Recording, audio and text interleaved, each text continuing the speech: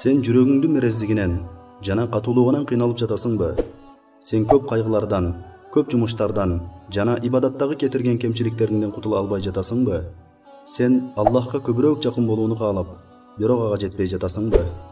Эгерде сен ушул көйгөйлөрдөн кутула албай жаткан болсоң, анда сен бул ибадатка кош көңүл караба. Этикаф. Этикаф бул жүрөктүн башка нерселер менен алектенүүсүн азайткан жана Аллах Таалага жүздөнүүдөн тоскон нерселерди азайтууга себеп болгон өтө бир чоң мүмкүнчүлүк. Этикафта адам өз нафсисине убакытты туура пайдаланууну, көп ибадат кылууну жана кээ бир жаман адаттарды таштоону үйрөтөт.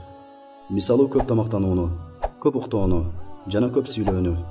Мусулман адам этикафтын сообуна жетүү үчүн ал этикафта Аллахты зикир кылуу, намаз окуу, Куран окуу жана башка ушул сыяктуу ибадаттар менен алек болуусу зарыл.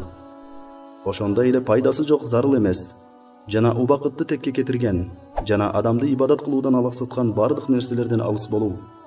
Чындыгында этикаф бул мусулман адам Аллах Таалага көбүрөөк жакындай турган жер. Аллах Таала кудси хадисте айтат: "Эгерде пенде мага бир карыш жакындаса, анда мен ага бир чыканак жакындайм. Ал эми ал мага бир чыканак жакындаса, анда мен ага бир кулач жакындайм. Ал эми ал мага карай басса, анда мен аны көздөй чуркайм."